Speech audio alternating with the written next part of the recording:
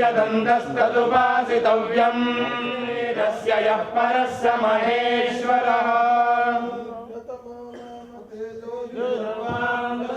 युगे अपामर्थैयतेनां ब्रह्मा भवति। ప్రపంచంలోకెల్లా మన భారతదేశము చాలా విశేషమైనది, విశిష్టమైనది. అన్ని మతాల కంటే భారతదేశంలో ఉన్న హిందూ సంప్రదాయంలో వేదాలు పరమ పవిత్రమైనవి, ప్రధానమైనవి.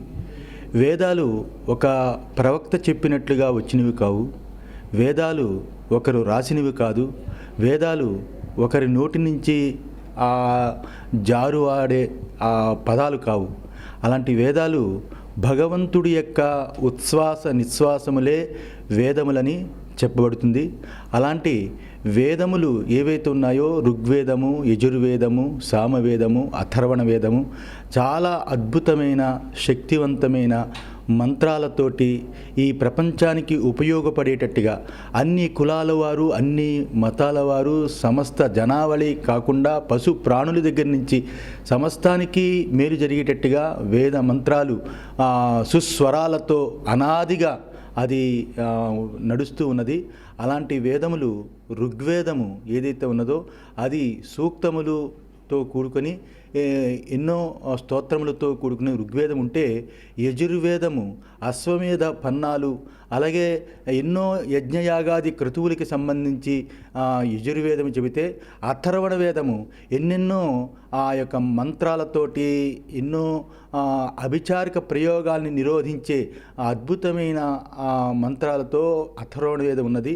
అలాగే సామవేదము సామగానముతోటి చాలా విశిష్టముగా 4 వేదాలు విరాజిల్లుతున్నాయి. అలాగే మానవుడి యొక్క పురోభివృద్ధే కాకుండా ఆ ప్రపంచ శాంతి కోసము వేదాలు చెప్పడమే కాకుండా అనేక వేదాంత విషయాలు, భగవంతుడికి జీవుడికి ఉన్న సంబంధాన్ని వేదాలు ఎంతో వైజ్ఞానికమైన విషయాలు వేదాలు తెలియజేశాయి. అలాంటి వేద హోమము చాలా విశేషమైనది, విశిష్టమైనది.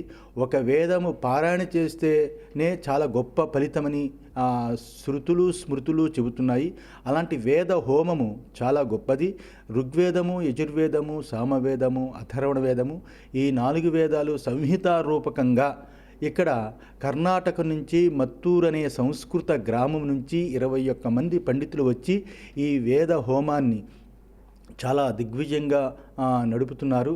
ఆంధ్ర రాష్ట్రమే కాకుండా భారతదేశం అంతటికీ కూడా శాంతి జరగాలి ఆ వేద పురుషుడైన ఆ పరమాత్మ అందరినీ అనుగ్రహించాలి అనే సదుద్దేశం చేత విశాఖ శ్రీ శారదాపీఠంలో ఈ యొక్క 4 వేదాల యొక్క హోమాన్ని ప్రారంభించాము. 17వ తారీఖు ఈరోజు రథసప్తమి నుంచి భీష్మ ఏకాదశి వరకు చాలా దిగ్విజయంగా ఆ యాగం జరుగుతుంది.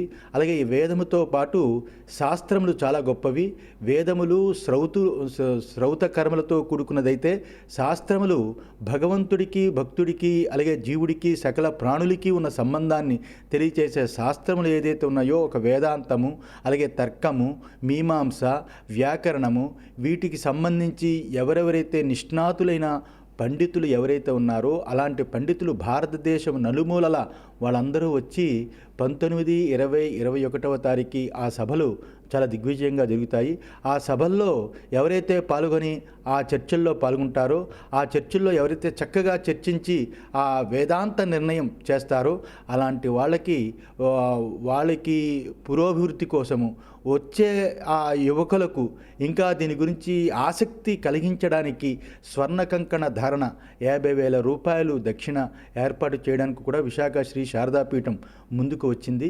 చాలా ఈ వేద హోమాలే కాకుండా అలాగే విశాఖ శ్రీ శారదాపీఠంలో విరాజిల్లుతున్న ఒక దక్షిణామూర్తి అయితేనేమి, వనదుర్గ అయితేనేమి, శారదా చంద్రమౌళీశ్వరులు అయితేనేమి, అదే వల్లీ దేవసేన సమేత షణ్ముఖ సుబ్రహ్మణ్య స్వామి, దాసాంజనేయ స్వామి, వీళ్ళకి నిత్యము ఆ పంచామృత అభిషేకములతోటి ఆ రకంగానే ఆ పంచామృత అభిషేకమే కాకుండా వాటికి సంబంధించిన ఆ హోమాలు, ఆ వనదుర్గ, ఆ దక్షిణామూర్తి, వల్లీ దేవసేన షణ్ముఖ సుబ్రహ్మణ్య స్వామి, వాటి హోమాలు కూడా ప్రత్యేకంగా చేయించి లోక శాంతికి విశాఖ శ్రీ శారదాపీఠం కృషి చేస్తూ ఈ యజ్ఞం చేయాలని ఉద్దేశం చేత యజ్ఞాలు చేస్తున్నాము, శాస్త్ర సభలు చేయిస్తున్నాము, అలాగే వేద హోమాలు చేయిస్తున్నాము. ఇది కనీ విని ఎరిగిన ఒక అద్భుతమైన ఒక యాగము. అలాగే యాగాల వల్ల ఈ రోజుకి కూడా వరుణయాగం చేస్తే వర్షాలు కురుస్తాయా, లేకపోతే ఒక అతిరాత్రము ఈరోజు భారతదేశంలో ముఖ్యంగా ఆంధ్రదేశంలో అతిరాత్రము, అగ్నిష్టోమము, సోమయాగము ఇటువంటి ప్రధానమైన శ్రౌత యాగాలు చేసే ఉద్దండ పండితులు ఉన్న భారతదేశంలోనే అత్యద్భుతమైన ఆంధ్ర రాష్ట్రంలో అలాంటి యాగాల వల్ల ఈ రోజుకి కూడా శ్రౌత యాగాల వల్ల ఫలితం ఉన్నదా అని వాడికి చర్చించి ఆ చర్చలు వల్ల ఎక్కడెక్కడ ఏ యాగాల వల్ల ఏ రకమైన ఫలితాలు కలిగాయని వాటి గురించి చర్చలు కూడా ఏర్పాటు చేసి ఉన్నాము. ఈ కార్యక్రమం చాలా శుభప్రదమైనది, లోక కళ్యాణమైనది, ఈ ప్రజలందరికీ కూడా మంచి మేలు జరిగేది. అలాంటి కార్యక్రమానికి అందరూ పాల్గొనాలని మేము కోరుతున్నాం.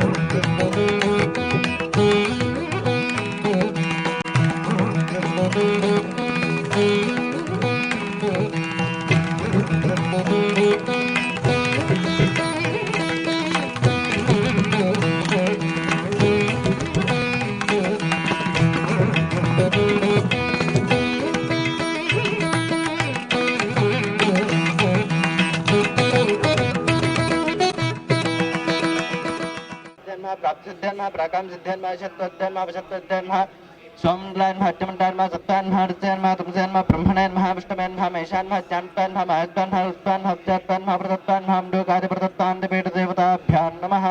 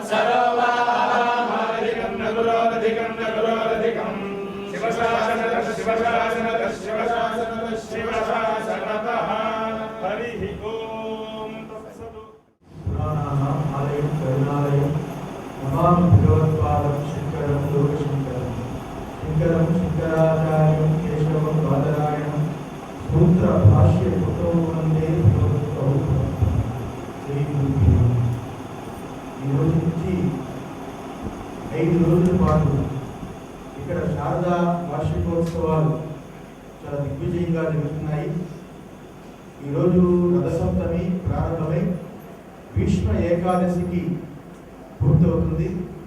చాలా అద్భుతమైన యాగం. ప్రతి సంవత్సరం ఈ వార్షికోత్సవాలు దిగ్విజయంగా జరిగితే ఈ సంవత్సరం మాత్రం ఋగ్వేదము, యజుర్వేదము, సామవేదము, అథర్వణ వేదము 4 వేదాల యొక్క హవనము. ఆ రకంగానే ఇక్కడ వనదుర్గ, శారద, చంద్రమౌళీశ్వరులు, వల్లీ దేవసేన సమేత షణ్ముఖ సుబ్రహ్మణ్యేశ్వర స్వామి దక్షిణామూర్తి యొక్క యాగం కూడా జరుగుతుంది. ఇదంతా ఒక లోక కళ్యాణార్థం జరుగుతున్నది. అయితే మన శృతులు చెబుతున్నాయి, ఈశావాస్యమిదగం సర్వం యత్కించ జగత్యాం జగత్ తేన చక్తేన భుంజీతాం ఆకృత కశ్య సిద్ధం అని. ఈశావాస్యమిదగం సర్వం, ఈ ప్రపంచమంతా కూడా పరమేశ్వరుడి యొక్క ఆవాసమని, నివాసమని, ఆయన యొక్క సొత్తని. ఒక పుష్పాన్ని భగవంతుడికి సమర్పిద్దామన్నా ఆ పుష్పము ఆయన యొక్క సొత్తే. భగవంతుడికి ఒక క్షీరాన్ని ఎంతో అభిషేకం చేద్దామనుకున్న ఆ గోక్షీరం కూడా ఆయన యొక్క సృష్టి. అలాగే భగవంతుడికి ఒక ఫలాలు సమర్పిద్దాము అన్నా ఆ ఫలాలు ఆయన సృష్టి. నిత్య నివేదన, మహానివేదన, అన్న నివేదన చేద్దామన్నా ఆ ధాన్యపు రాశి ఆ పరమాత్మ యొక్క సొత్తే. సర్వము ఆయన యొక్క స్వరూపమే. ఆయన లేని చోటు ఏమున్నది? సమస్తము ఆయన సృష్టి, మనము ఆయన సృష్టి. మనకి స్వతంత్రం వచ్చింది అని అనుకుంటాం, కానీ మన అవయవాల మీద, మన శరీరం మీదే మనకి స్వతంత్రత లేదు. కన్ను చూడడమే పని, కానీ నోరులాగా కన్ను మాట్లాడలేదు. నోరు మాట్లాడడమే పని, కానీ చెవిలాగా వినలేదు.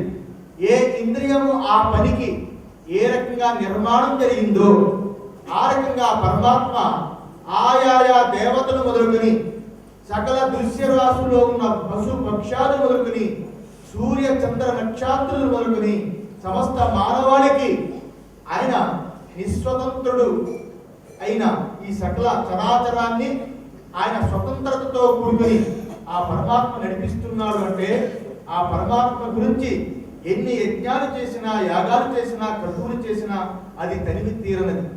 మనం ఎక్కడి నుంచి వచ్చామో ఆ పరమాత్మ యొక్క స్వరూపాన్ని పొందడానికి ఈ యజ్ఞయాగాది క్రతువులు ఒక సాధన పరంగా మన శృతులు చెబుతూ, ఆ సాధన తర్వాత ప్రతి ఒక్కరికి పూర్వజన్మ సుకృతమో జన్మాంతర సుకృతము చేతను, గురువుల యొక్క అనుగ్రహం చేత, సద్గురువుల యొక్క కృప చేత మనం ఎవరని, మోక్షం అంటే ఏమిటి అని జ్ఞానాన్ని కలిగించడానికి దివ్యమైన సాధన ఏది అంటే యజ్ఞయాగాది క్రతువులు. ఇందులో పాల్గొనడమే చాలా గొప్ప విశేషం. మనం సామాన్యంగా నేను వచ్చాను, దేవుని దర్శించాను, ఏదో ఫలాన్ని సమర్పించాను, భగవంతుడిని చూశాను, నేనేదో స్వామి వారికి ఆ దక్షిణ సమర్పించానని మనం అనుకుంటాం. కానీ ఏది చూసినా ఆయన సొంతే అన్నప్పుడు మనము అనిత్యము, అశాశ్వతము, కొంతకాలం ఈ లోకంలో ఉండి చనిపోయేవాళ్ళం. మనం కొత్తగా ఒక వస్తువుని పుట్టించలేము. మనకి ఏ రకమైన అర్హత లేని మనము, కించజ్ఞులమైన మనము, సర్వవ్యాపకుడైన పరమాత్మకి సమర్పించే కానుకలు ఆయన సృష్టించినవి ఆయనకి సమర్పించడమే ఇక్కడ దివ్యమైన భావన హిందూ సంప్రదాయంలో.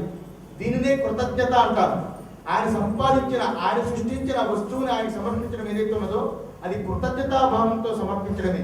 అలాంటి కృతజ్ఞతాభావంతో విశాఖ శ్రీ శారదా పీఠంలో ఈ వార్షికోత్సవాల సందర్భంగా ఈ కార్యక్రమాన్ని నడిపిస్తూ ఆ 4 వేదాలు, ఆ పరమాత్మ యొక్క ఉచ్ఛ్వాస నిశ్వాసములు